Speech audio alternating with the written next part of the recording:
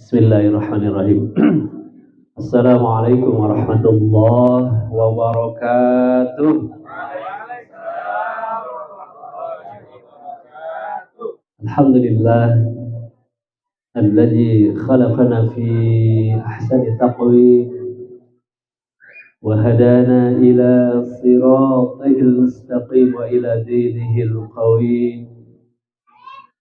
أشهد أن لا إله إلا الله وحده لا شريك له الملك الحق المبين وأشهد أن محمدا عبده ورسوله المبعوث رحمة للعالمين اللهم صل وسلم وبارك على سيدنا ومولانا محمد Sayyidil mursalin wa imamil muttaqin wa ala alihi wa sahbihi ajma'in wattabi'in wattabi'it tabi'in wa man tabi'ahum bi ihsanin ila yaumiddin amma ba'd. Faqad qala Allah ta'ala fi kitabihil karim wa huwa asdaqul qailin. A'udzu billahi minasy syaithanir rajim. Bismillahirrahmanirrahim. Wa min ayatihi an khalaqa lakum min anfusikum azwajan litaskunu ilaiha wa ja'ala bainakum mawaddatan wa rahmah inna fi dzalika laayatin liqaumin yatafakkarun. Wa qala an-nabiy sallallahu alaihi wasallam ittaqullaha fin nisa fa innakum akhadtumuhunna bi amanatillah wastahlaltum furujahunna bi kalimatillah atau kama qala Rasulullah sallallahu alaihi wasallam Allahumma arhamna bil Qur'an. Segala puji dan keagungan hanya bagi Allah dan hanya milik Allah. Mari kita sadari hanya Allah yang berhak dipuja, dipuji dan diagungkan karena Allah zat yang maha kuasa, maha sempurna, maha segalanya. Tidak demikian dengan diri kita yang penuh dengan kekurangan, kelemahan, keterbatasan. Maka seharusnya kita tidak patut berharap pujian, apalagi dipuja dan diagungkan. Maka mari selalu memohon kepada Allah, pertama hati yang ikhlas, berbuat semata-mata ingin mendapatkan penilaian dari Allah saja. Dan kita mulai tidak peduli dengan penilaian manusia, mau mencela, mau memuji, selama kebenaran jalankan saja. Toh nanti yang akan menghisab seluruh perbuatan kita adalah Allah Subhanahu wa ta'ala. Kita juga mohon kepada Allah agar Allah tanamkan dalam hati kita sikap tawadhu', rendah hati, dan dijauhkan dari riya, berbuat karena ingin dipuji manusia, ujub, merasa diri paling hebat, paling pintar, paling segalanya, apalagi takabur, batarul haq wa ghamtun nas, menolak kebenaran yang datang dari Allah dan meremehkan orang lain. Salawat dan salam tercurah kepada baginda Rasulullah Muhammad sallallahu alaihi wasallam. Beliau diutus oleh Allah membawa aturan hidup yang sempurna, yang benar dan diridhai Allah, yakni aturan hidup Islam. Di antaranya adalah tentang bagaimana kita menata hidup dalam rumah tangga. Yang kami hormati dan kami muliakan para alim ulama, para asatidzah, para tokoh masyarakat, wabil khusus kepada Pak RT yang tadi sudah tampil di depan kita, mengajak warganya jadi rukun ya Pak RT ya. Jangan parasea. Juga wabil khusus kepada para asatiz, para alim ulama, saya mohon izin menyampaikan tausiah bukan untuk mengajari, tapi untuk sama-sama belajar dan juga dalam rangka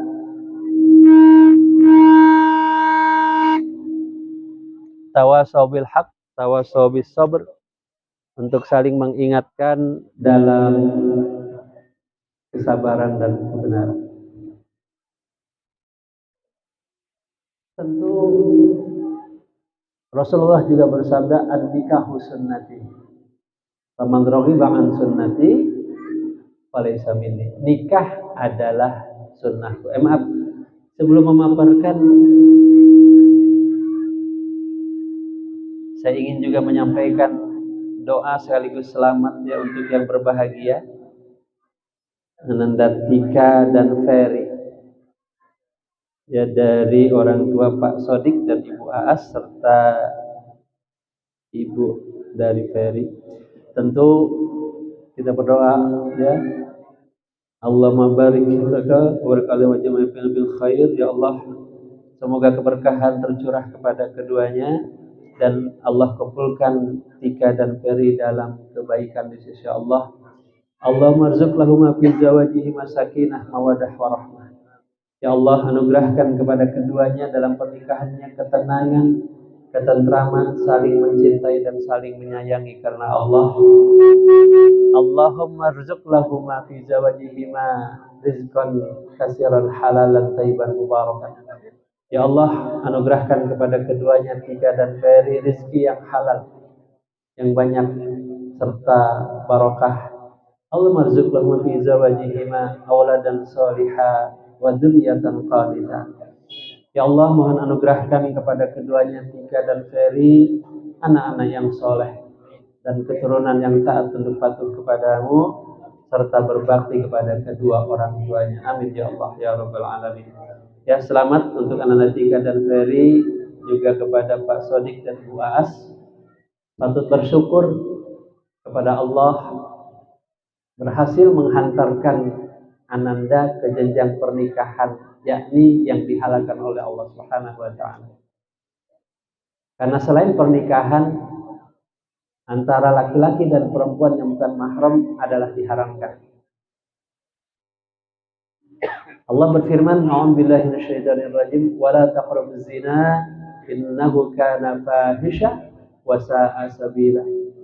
Janganlah kalian mendekati zina, karena zina itu adalah perbuatan yang fahish, yang kotor, yang menjijikkan, yang najis kata Allah. Wa sa'a sabila, dan seburuk-buruk jalan yang ditempuh. Hanya hewan yang melakukan jalan itu, bukan manusia yang berakal. Maka kalau manusia menempuh zina, tidak ada bedanya dengan binatang, ya, binatang.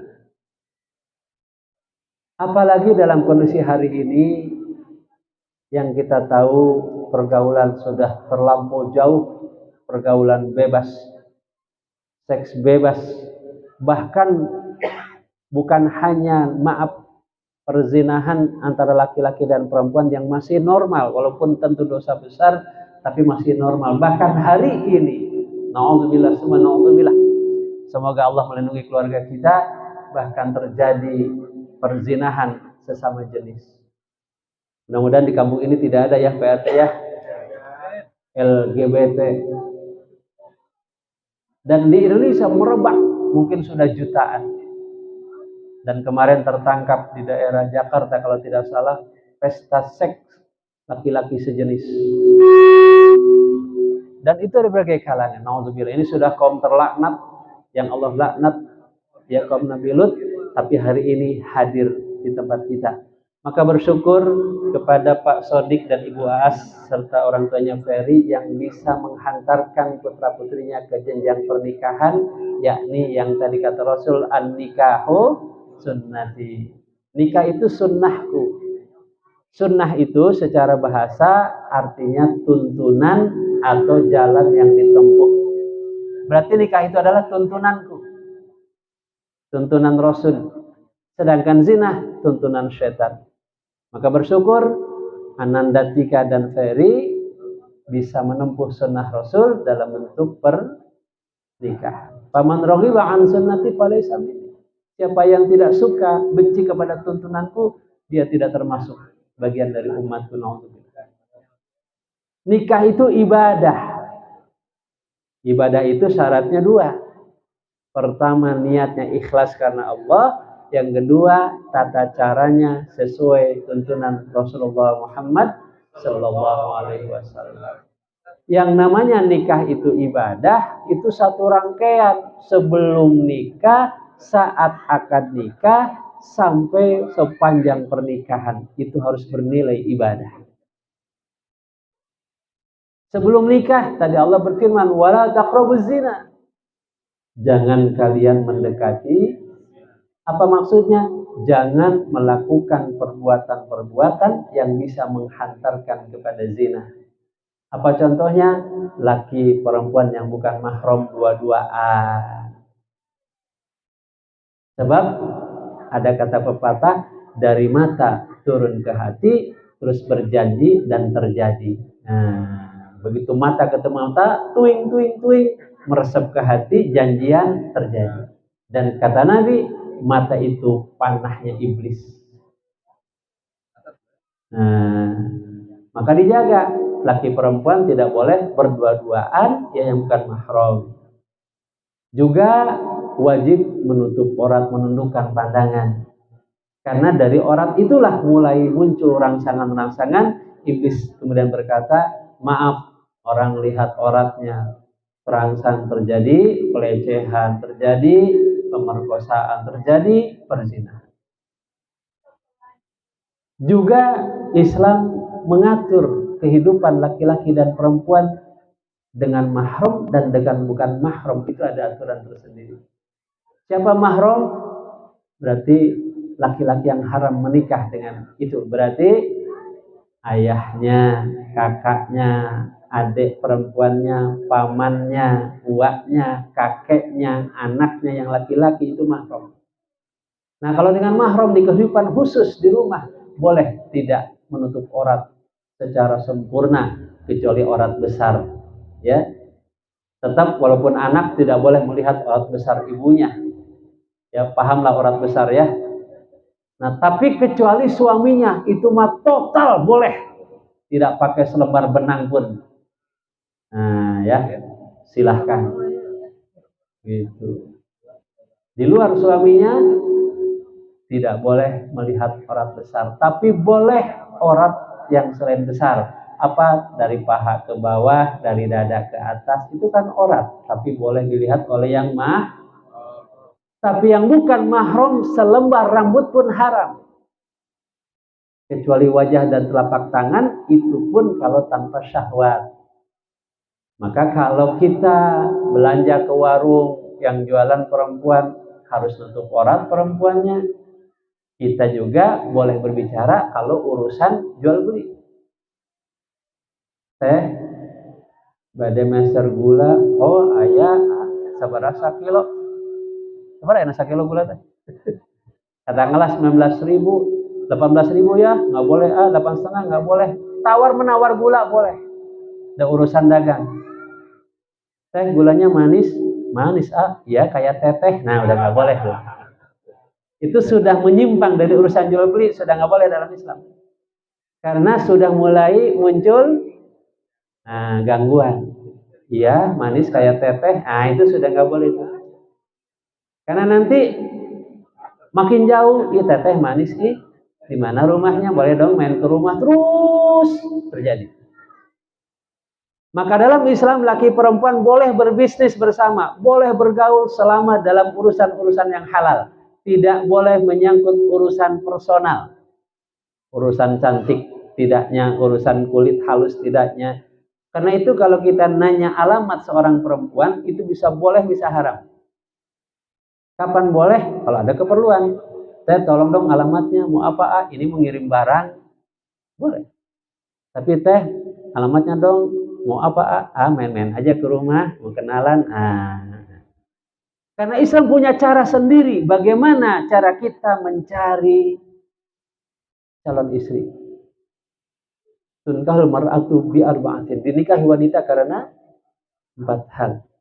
Ya, karena kecantikannya, karena hartanya, karena turunannya, karena agamanya. Fasfar bijatiddin taribat syadak. Cari yang karena agamanya, maka engkau akan selamat. Jadi cari yang solehah. Yang penting solehah, nggak apa-apa cantik juga. Nah, yang penting soleha, nggak apa-apa cantik, kaya, anak satu-satunya, orang tuanya kaya, nggak apa-apa. Yang penting soleh. Agamanya dilihat, agamanya baik. Terus ada caranya, yakni namanya khitbah, bukan pacaran. Pacaran mah itu ala kafir barat. Khitbah, apa khitbah itu? Melamar melalui mengenal calonnya tanpa harus ketemu. Saya dulu ketika mau nikah, lewat guru saya, Ustadz tolong cariin calon istri. Ustadz saya nyuruh ke istrinya, nih tolong cariin, coba teliti si Anu, gimana akhlaknya, gimana agamanya, gimana ininya, segala macam informasi dari istrinya ke suaminya ke saya. Jadi dapat informasinya secara objektif, apa adanya. Kalau pacaran mah biasanya mah bohong. Pas lagi pacaran mah naik motor mogok, didorong, capek enggak. Begitu udah jadi istri, capek aku. Ketahuan. Ya, selalu diperbaiki, yang begitu nikah baru ketahuan belangnya. Tapi kalau lewat khitbah itu objektif karena yang ngawasi orang lain. Misalnya saya ketika mau nikah, calon istri saya itu diawasi oleh istrinya ustadz saya. Bergaul, ngobrol, ditanya keluarganya di mana, akhlaknya gimana, agamanya gimana, dapat info.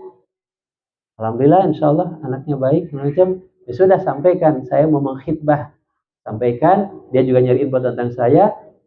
Mau nggak nikah dengan saya? Insya Allah mau. Ya sudah, nanti hari sekian saya akan ke rumah orang tuamu untuk melamar. Jadi aman, tidak ketemu tapi informasi lengkap. Termasuk tinggi badannya kalau perlu, putih hitamnya, mancung enggaknya, nggak apa-apa. Itu kirim foto.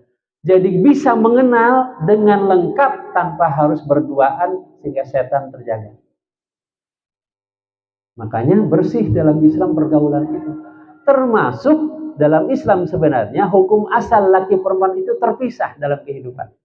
Kecuali dalam hal yang dibolehkan, umroh, jual beli. Kenapa? Karena namanya fitrah manusia itu pasti terangsang lihat aurat lawan jenis. Laki perempuan bercampur, lihat wajahnya mungkin dia tertarik, apalagi orangnya terbuka. Sudah begitu sarser, setan pesta di situ. Maka Bapak Ibu bisa dilihat dalam surat Al-Ahzab, ya.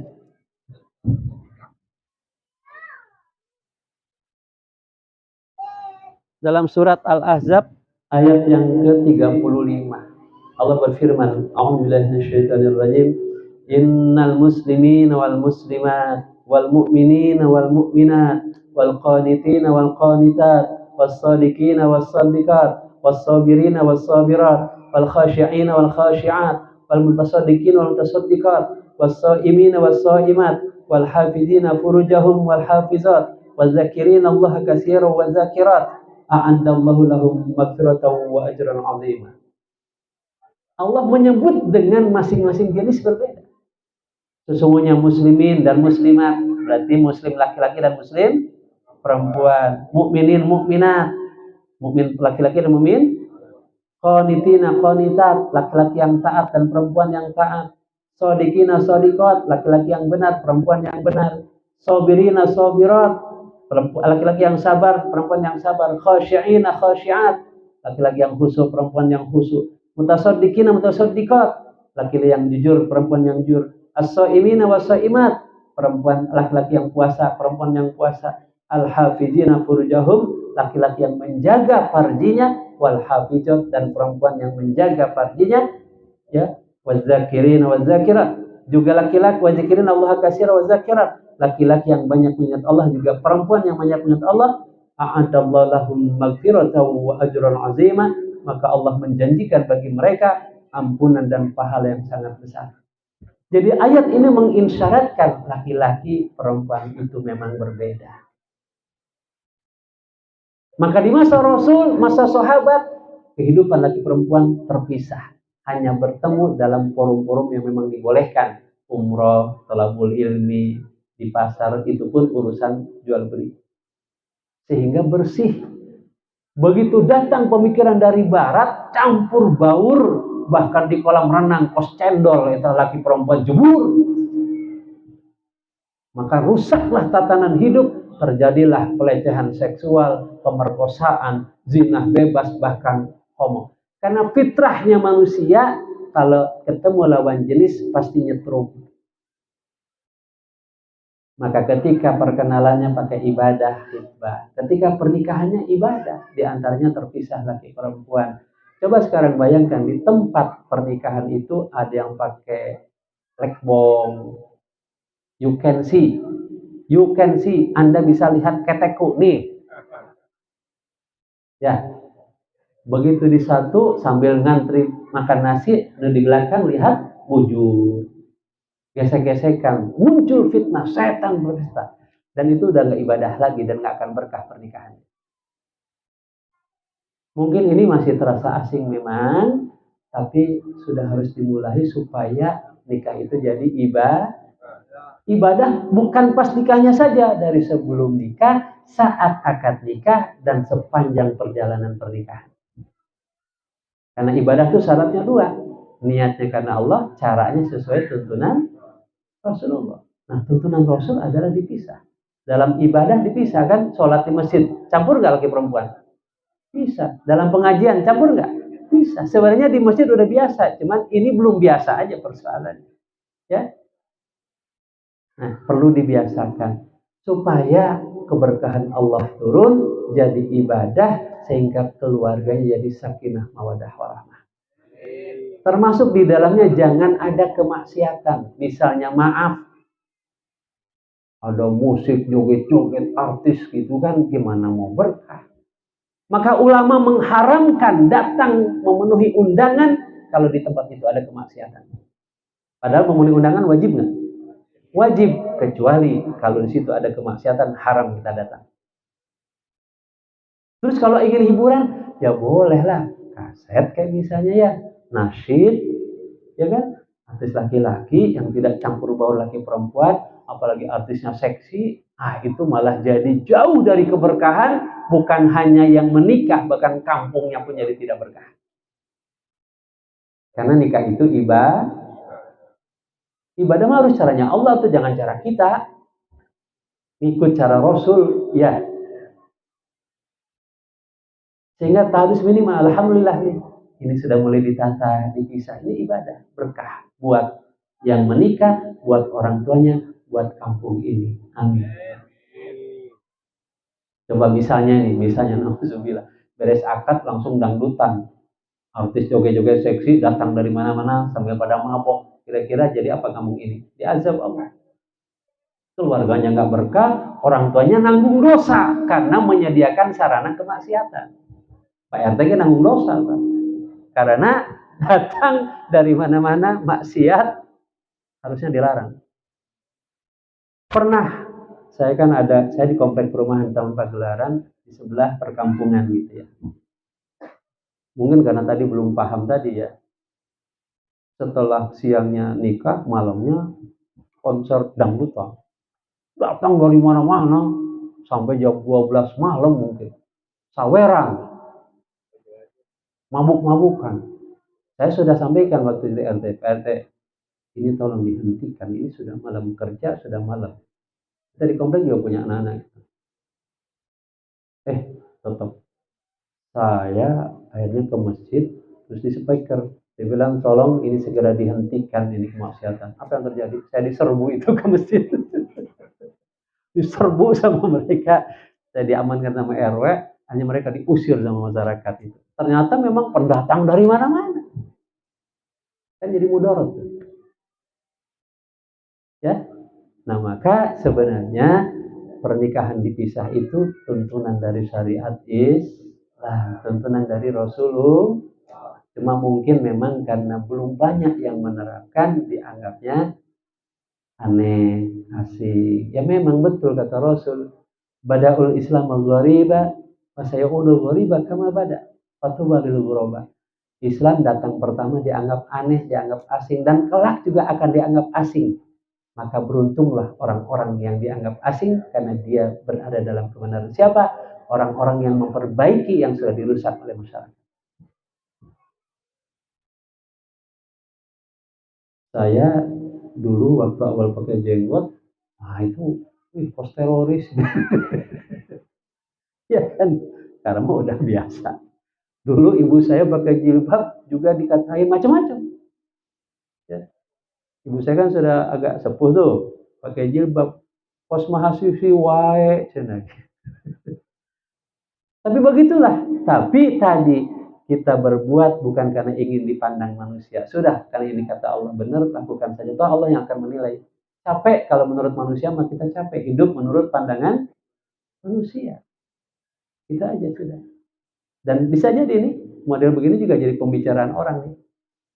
Ya, tapi maklumi yang membicarakan itu karena belum paham. Dimaafkan, dimaklumi.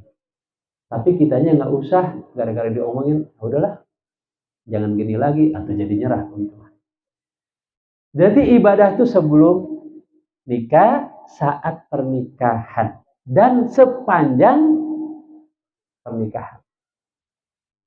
Maka keluarga sakinah punya tujuan dalam pernikahan, setidaknya ada 5. Yang pertama, mewujudkan mawaddah warahmah, rasa saling mencintai dan rasa saling menyayangi, dan itu diwujudkan dengan ucapan maupun sikap dan perbuatan. Kalimat yang lemah lembut, ya. Jadi suami wajib lemah lembut kepada istri, bukan lemah gemulai, lemah lembut. Biasanya apa? Panggilan.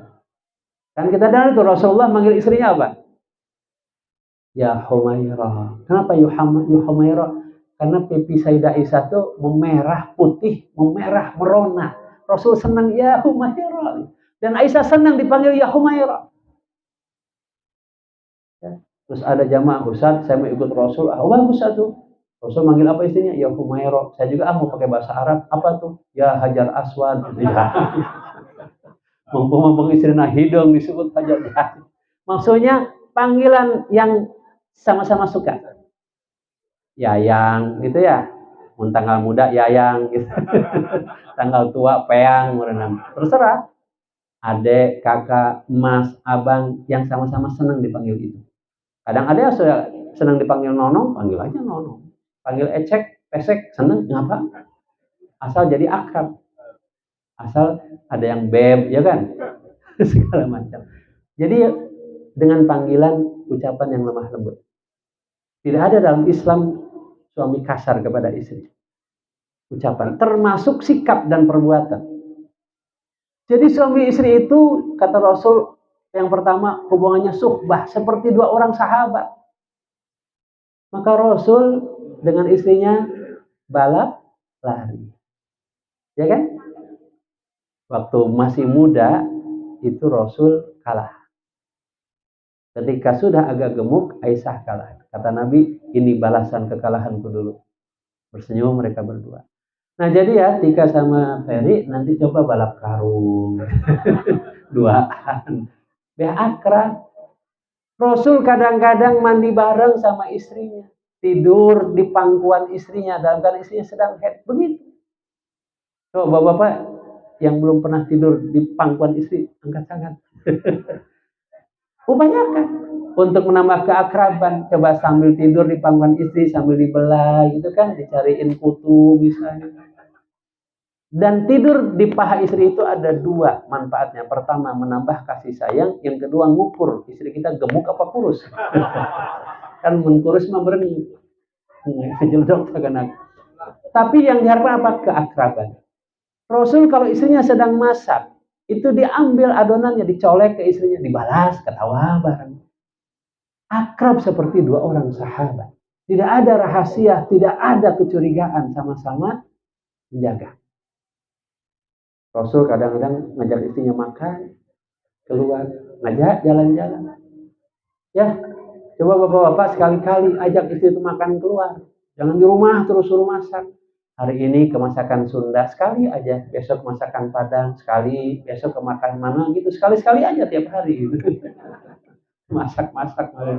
Intinya adalah sekali-kali jalan-jalan aja.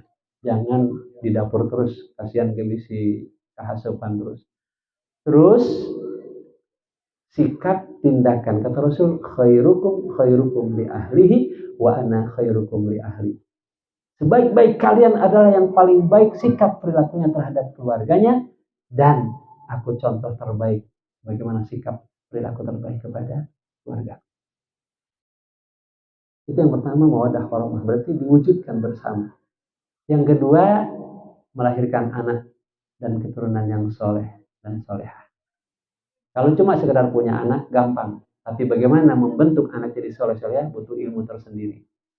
Nah, sekarang ada istilah ikut parenting, Islami, ikut. Gimana cara mendidik anak.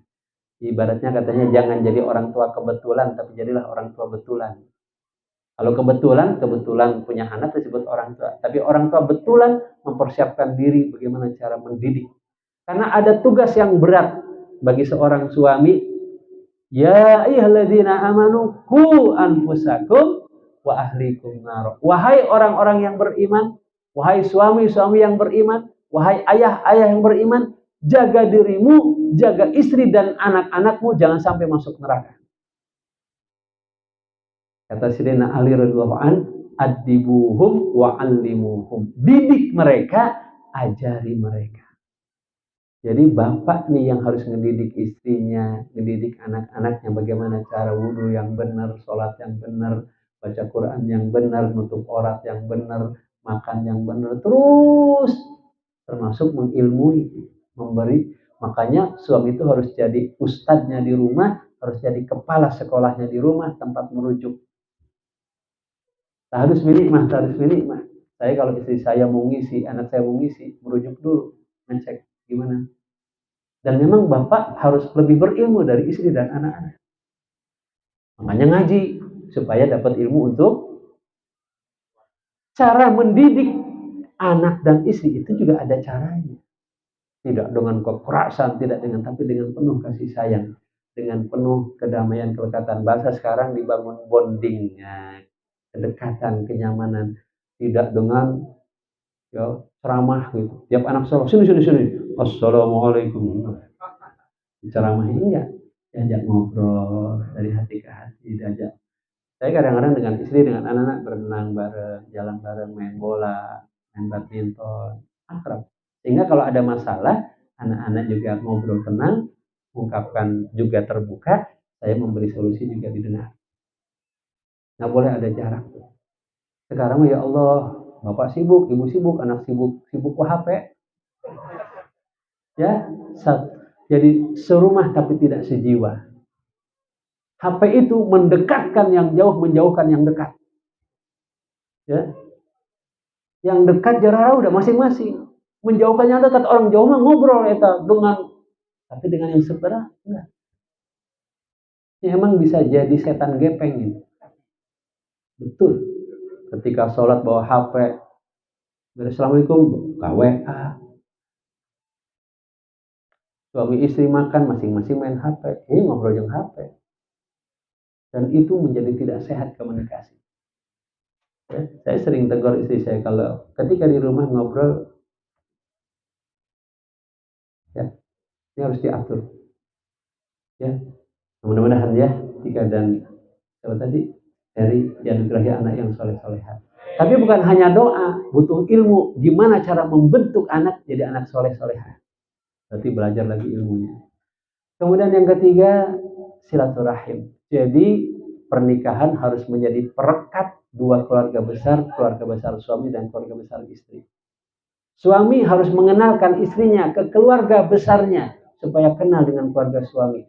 Suami juga harus dikenalkan oleh istrinya kepada keluarga besar istrinya sehingga tahu jujutan dan tidak paremen obor dalam istilah ya. Yang nama paremen neon merenya. Dulu mas saya begitu dikenalkan, ini uak dari ini paman. Jadi sebogor teh tahu, oh ini. Sekarang mah ya Allah. Coba tanya masing-masing anak kita, kira-kira tahu nggak siapa uyutnya? Dulu mah kakek, uyut, apa gitu? Wah, kakek, uyut, yang kawareng atau apa gitu. Dan seterusnya. Itu apa? Sekarang enggak. Bahkan kalau lebaran dulu kalau saya dibawa keliling ke keluarga besar.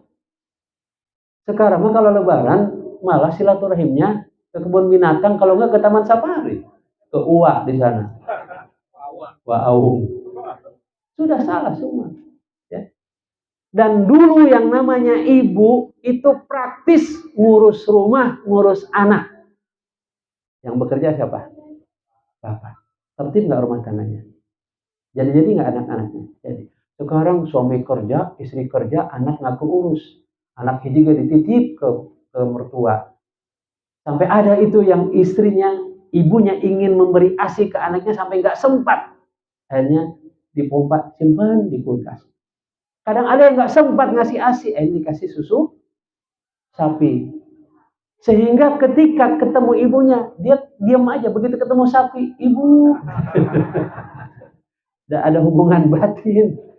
Makanya tidak boleh sekarang menikah dengan sapi karena itu ada saudara sepersusuan. Tapi sudah begitu berubah sudah. Dulu ibu saya, dulu mah nggak ada anak satu ya. 7, 9, 11.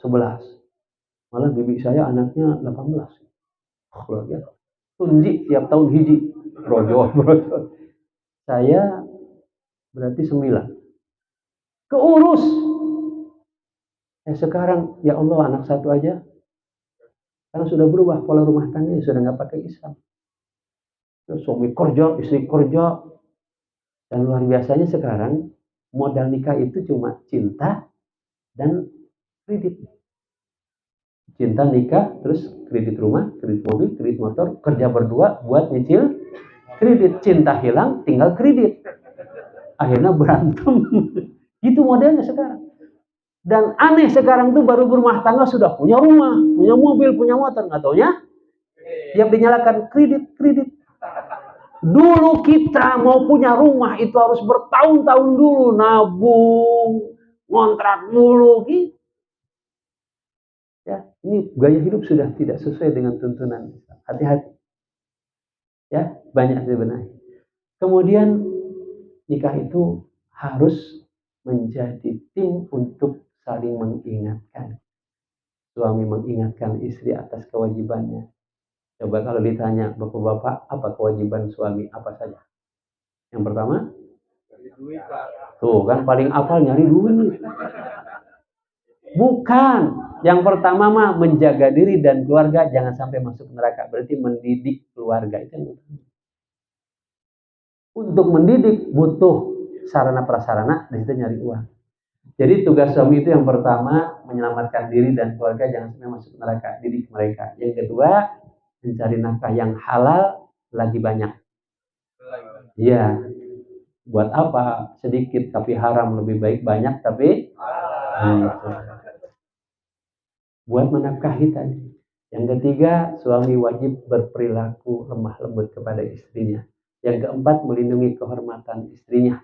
Yang kelima, suami sebagai qawwam. Nah, di sisi inilah, kalau tadi sahabat seperti tidak ada batas, fungsi qawwam, suami punya hak untuk menegur, memberi sanksi kalau istrinya melanggar syariat. Makanya cerai itu ada di tangan suami karena dia qawwam. Ketika suaminya nggak menjalankan qawwam, istrinya ngelayap, istrinya melanggar syariat, dibiarkan, saat itulah dia kata Nabi menjadi suami dayus, suami oon. Itu istrinya dibonceng lelaki lain. Biarin, sabar. Itu istrinya, sabar, kata Nabi, itu suami dayus, tidak cemburuan. Suami harus tegas saat syariat dilanggar, stop. Saya pemimpinnya. Tapi suami harus taat. Jadi kombinasi antara lemah lembut dengan ketegasan, bukan kekerasan ya. Dan haram memberikan sanksi, memukul di wajah atau dengan kekerasan. Ada 3 tahapan nasihati, kalau nggak mempan pisah tempat tidur. Kan pisah rumah. Rumah dengan gigi bisa kemana? Pisah tempat tidur. Nggak mempan juga pukul dengan pukulan yang tidak menyakiti dan tidak melukai. Sampai hari ini saya belum terbayang gimana bentuk pukulannya karena alhamdulillah tidak pernah melakukan. Jika nama kayak Nabi Nuh, Nabi siapa yang sakit itu? Nabi Shu'aib kan pernah janji tuh, istrinya pernah apa gitu melanggar, nanti kalau aku sembuh aku pukul 100 kali. Begitu sembuh, Nabi Ayub juga, Nabi Shu'aib merasa menyesal juga, aduh pukul istri sakit. Akhirnya sama Allah ambil rumput 100 terus pukulkan sekali. Sekedar memenuhi janji. Nggak sakit tapi terpenuhi janji. Jadi berarti memukul untuk memberi pendidikan. Nggak ada namanya dalam Islam suami galak, suami emosional, suami kayak satpam gitu, nggak ada. Karena dia pelindung istri, maka istri diciptakan dari tulang rusuk suami, maksudnya untuk dilindungi. Kenapa istri nggak diciptakan dari kepala supaya nggak nginjak suami? Ini terus harus dipahamkan. Kemudian kewajiban istri apa?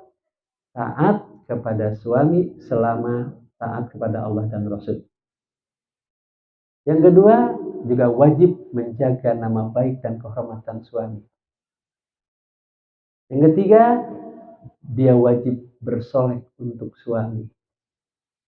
Ini mah kadang-kadang kebalik. Yang mereka undangan, kamu dandan, yo segala macam ada. Begitu di depan suami, kos bebeging sawah.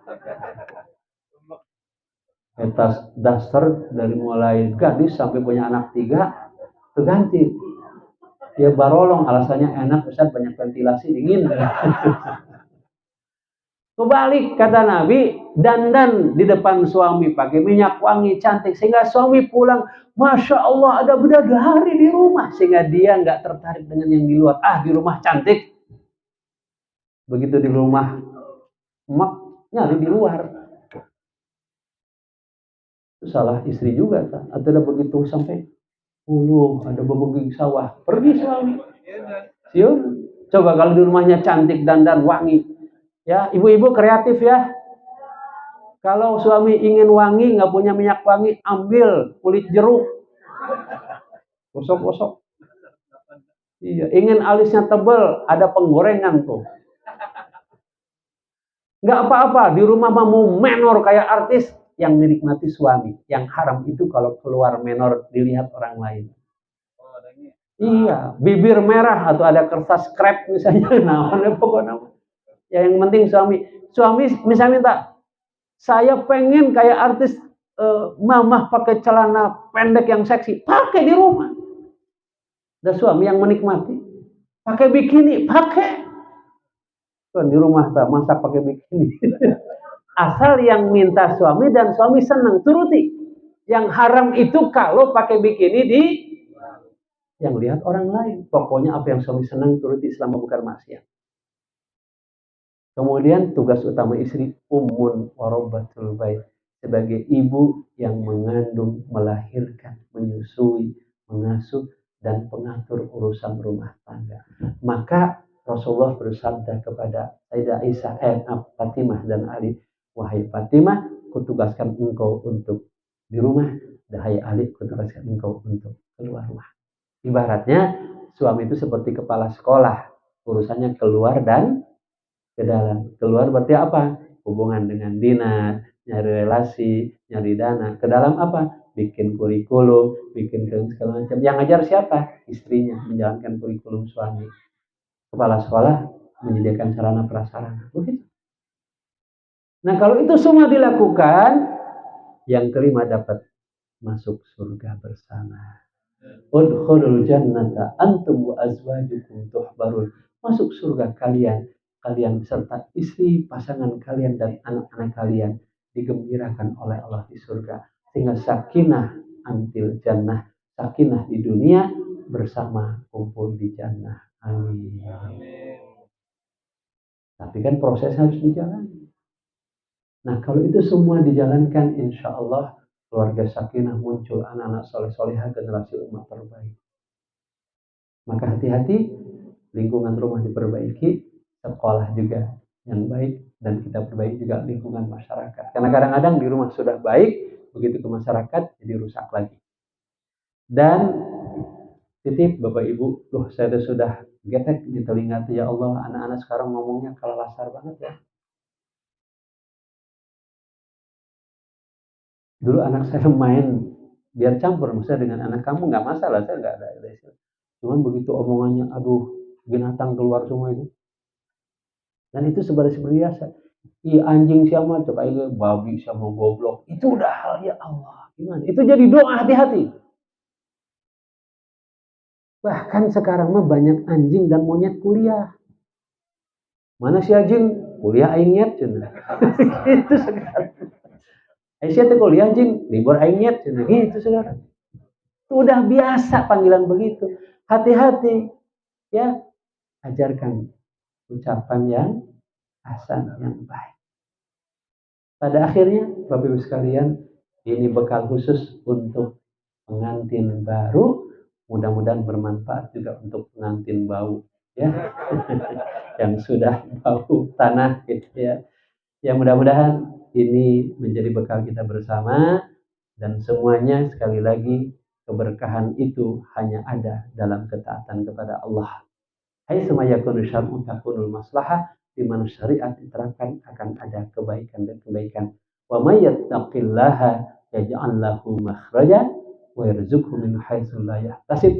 Siapa yang bertakwa kepada Allah, menjalankan perintah dan larangannya dalam seluruh aspek termasuk dalam rumah tangga, Allah berikan jalan keluar dari berbagai kesulitan. Allah berikan rezeki dari arah yang tidak disangka-sangka. Allah mudahkan segala urusan dan Allah cukupi segala kebutuhannya. Masya Allah. Dan terakhir, jangan terlalu malam ya. Ada pesan dari baginda Rasul tadi yang saya bacakan dalam hadis. Ittaqullah bin nisa. Takutlah kalian wahai para suami tentang istri-istri kalian kepada Allah. Kenapa? Fa innakum akhadtumuhunna bi amanatillah. Karena kalian jadikan mereka sebagai istri itu karena amanah dari Allah. Wastahlaltum furujahunna bi kalimatillah, dan halal farji mereka karena kalimah Allah yang ijab kabul. Semenit sebelum ijab kabul haram, semenit setelah ijab kabul halal dari ujung kaki sampai ujung rambut. Silahkan. Maka kalau akad nikahnya mungkin bisa semenit dan bisa lancar. Walaupun ada juga yang gugup gitu ya. Ada yang saya terima nikahnya dengan mas kawin kongkorong gitu. Ada itu ya. Maka ada tuh di video mah. Begitu kata ayahnya, saya nikahkan anak saya dengan kamu dengan mas kawin pian. Sama calon suaminya sah, dan ujung-ujungnya disebut sah. Ada yang tegang, ada juga yang lancar. Saya terima nikahnya dengan sah. Mungkin tidak butuh 1 menit. Tapi ingat, pertanggungjawaban akad itu sampai akhirat di hadapan Allah di yaumil hisab. Dunia akhirat harus dipertanggungjawabkan itu istri dan anak kita di hadapan Allah. Maka didik, arahkan. Nikah itu gampang, akad itu gampang, tapi mengawal pernikahan di jalannya Allah ridho itu butuh ilmu. Ya, demikian barangkali. Mudah-mudahan sekali lagi kita doakan khususnya ya untuk Teh Dika dan siapa tadi? Kak Feli menjadi keluarga yang sakinah, dipenuhi mawaddah warahmah, rezeki berkah berlimpah, anak soleh dan solehah. Amin ya rabbal alamin. Dan juga untuk semua kita ya, bapak-bapak ibu, kita jadi keluarga yang sakinah mawaddah warahmah, juga anak kita soleh-solehah dan dilindungi Allah dari lingkungan yang rusak. Amin ya rabbal alamin. Demikian, mudah-mudahan menjadi yang bermanfaat. Mohon maaf. Hadanallah wa iyyakum ajma'in. Assalamualaikum warahmatullahi wabarakatuh.